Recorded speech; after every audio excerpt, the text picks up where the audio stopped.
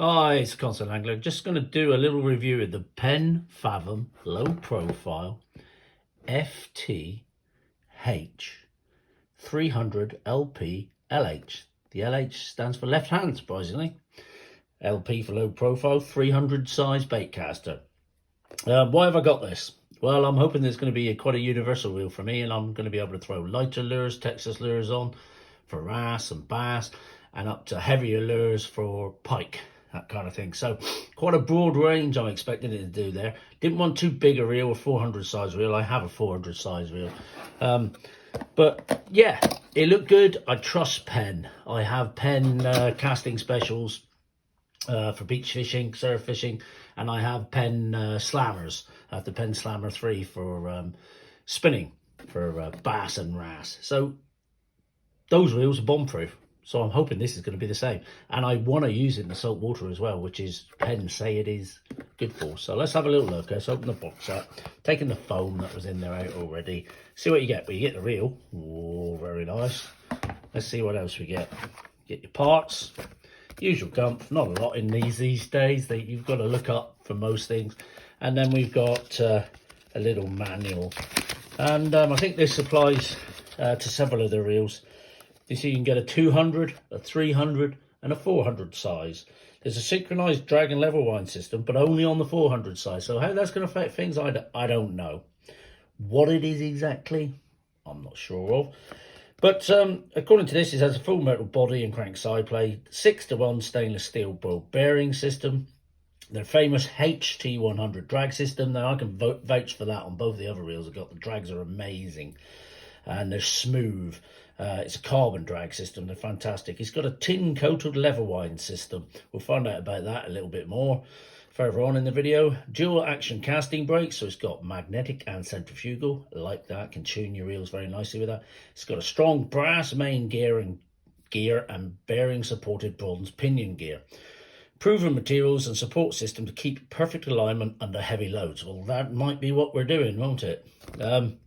And then you get a little thing about care and lubrication, which is basically spraying it off, but not a heavy spray on it, so as to drive salt water in after each trip, and get yourself a cloth in your preferred sort of oil, and just wipe over the surfaces with it just to help protect it.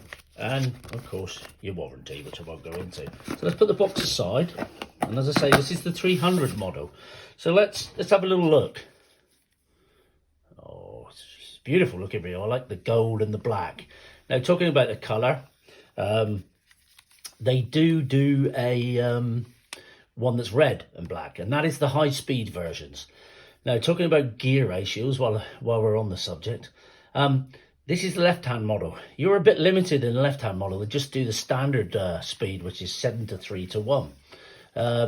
So yeah, it's a little disappointing. So yeah, on the 300 model, left-hand model, all you're going to get is the standard 7 to 3 to 1, which is a decent speed. You get a bit of torque on it, but you can get your lures back at a reasonable speed as well. And you can slow up a little if you're using crankbaits, or speed up if you want to skip baits back to you quickly. In the right-hand models, you know, they basically run from a 6 to 2 to 1 model up to a high-speed 9 to 2 to 1 model. And as I said, the high-speed models have red livery on them instead of the gold here. It's promoted by Penn as a saltwater reel.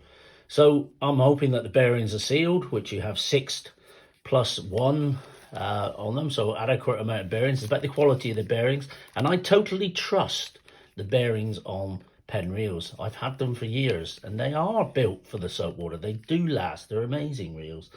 And as I said, it's got the HT100 drag system. Proven fish stoppers. Got them on my other reels. And talking about the drag, there's 30 pounds of drag on this reel. It's got the dual braking system. So have a little look at that then. So we've got a dial on here. If I turn it, it's up to max at the moment. This is a magnetic brake adjustment on the outside. And if you want to loosen it, you turn it clockwise to less. It's positive. It clicks. Very positive, very solid feeling reel, I must admit. And to get inside the gubbins there, you got a little switch here. And this is one of the things I don't particularly like. It feels a bit plasticky. it sticks out a bit. I can imagine that might be easy to catch, but we'll see. How often do you do it? And to take the plate off, you simply lift it off. There's no turning, which could be a good thing, could be a bad thing. You can see in there you've got your 5 magnetic brakes there. There are actually positions on the opposite side for more. Now you could, if you really want to, find out what they are and glue some more in there, so super glue some more in, but I think these will be adequate if I know Penn. And if we pop the spool out, there we go, pop it down there. You've got your centrifugal brakes, and you basically pop them out, how many you want. You've got 6 of them, they're on a little spring, this is. And for each one you pop out, let's pop them all out, you can see how positive that is. If the camera will pick it up, you can see, look, a little bit of plastic tab there comes out. How long that'll last, I don't know. I have other reels with similar systems. You can see they go back in very nicely as well. And yeah, they work adequately. So what I'm going to do to start off with is I'm going to put all them off. So we have no brakes on at all. Pop that back in there. Sit that back on there. Push the lever, which tucks away nicely inside. Make sure everything is good. And we're going to wind it and spin it. There, and it's spinning smoothly, it's quiet. That's with the brakes on max. Turn it to 0. See if I can do the same again. Oh, look, that's buttery smooth and it's spinning. It's still spinning, still spinning. Slowing up now. Yeah, it's a lovely smooth reel. Quite happy with that. Beautifully smooth.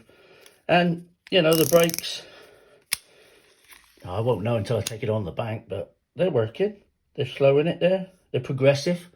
They'll go in further, closer to the spool to affect the spool more. What else do we need to look at here?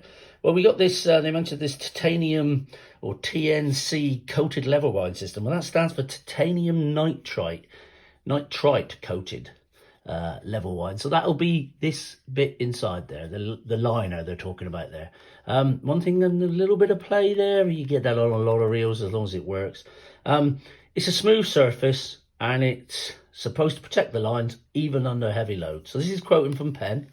I'll let you know because I'll use the thing and then I'll come back and do a full review of it rather than an unboxing. Just like to add now that this is an unboxing. I haven't used this reel, so don't go ahead and buy it on the back of my unboxing. Do your research, you know. This might have problems, I don't know. Or even the top manufacturers have problems. We'll soon see. Another thing they mentioned is the full metal body. Well, I can vouch for that. And crank side plate. Well, I think this is the crank side plate. That appears to be metal. This is some sort of reinforced carbon. Plastic. It's not metal, but the rest of it, the reel foot, everything, the frame itself appears to be metal. Yeah. Great. Another reason to buy this reel. Stops, if you can buy all carbon reels, even plastic reels these days. And the problem you get, or can get with those, is under heavy loads, they can warp. The frame can warp. That affects everything, you know, nothing runs smoothly then, can't turn the handle, that kind of thing. So, yeah, metal, more than likely aluminium. Bit tricky to find information out about this reel. And, yeah, give it a nice wipe, nice clean after each trip, that'll be fine. So we also got, they mentioned line capacity rings. Now, I don't know what each ring represents, how much of what diameter. You'll have to find that out for yourself, but it could be a good little reference thing. It might be, you know, first ring is 100 meters of, say, 12-pound mono, something like that. Talking of line capacities, well, I can look at the box and quote loads at you, but that's a bit boring, isn't it? I'll tell you what it says on the bottom. Mono, 14 pound, 205 yards, or 0.35 millimeters, 190 meters. Adequate. Braid, 30 pound, 235 yards, 0.36 millimeters, 215 meters. I'm probably going to use this over the winter with 55 to 65 pound braid, and I'll get something like, let's have a look at the box, see what it did say. 0.41, 150 meters, is it? Yes. That's going to be plenty for me when I'm pike fishing. I'm not fishing any further out than that, and even if fish runs, it's not going to take that much. Yeah, so a good line capacity on it. It's a 300 size. It's very palmable. I like this, the way it sits in my hand, and I can touch the end of that. It's low profile, as they say. compared to other reels. I'm not sure how, but it doesn't stand out as being a high low profile reel to me, i.e. you know, the body's wide like that. Very low slung gear on it, which is nice. Yeah, let's have a look. It's compact, you know, but it feels strong, which is good. You can have compact reels that can do, they can land big fish. Let's have a look at the thumb bar. Very positive, not spongy. There's a little bit of play there, but nothing, you know, there's no hint of wobble or anything. Yeah, it doesn't feel spongy or anything. It's very positive, feels strong. Yeah. So the handle, well, it's not a power handle. It's about 100 millimeters or 10 centimeters from center point to center point of the handle. So it's a good size handle, but it's not a power handle, as I say. Whether you can get one of those for this, whether you want one really on a 300 size reel, maybe you can. It's an aftermarket thing. Penn don't sell them. And you've got these grips. Yeah, I like them. They feel quite solid. There's a good amount of grip up on them. What they'll be like when they get wet, I don't know. But you can put your extra grippies on the end if you want, if that's your style. You know, the little plate here, fixing plate, is not plastic, it's metal. This is all metal. I like the cutouts on the handle. I like the style of the handle, the swept handle there. It's all good. So let's have a look at spool tension. Got a very positive, quite loud clicker on that. I really like that. That's very important for me. It's a trend not to have them now. People say you get more adjustment in between, but I prefer the click. That's personal preference. The drag, which is metal, star there. You know, it's all solid stuff. It's not made of cheap stuff. Yeah, like that. There isn't actually a drag clicker. You know, it's no, there's no drag clicker. Maybe that's a negative. I like the styling. This is quite nicely styled. It's not getting in the way of my hand or anything like that. It doesn't feel anything untoward. The gearbox isn't getting in the way. It feels right. I'm happy with that. Brakes, well, I've shown you the dual action, haven't I? Line capacities we talked about. 6+1 stainless steel bearings. I've said I trust Penn bearings.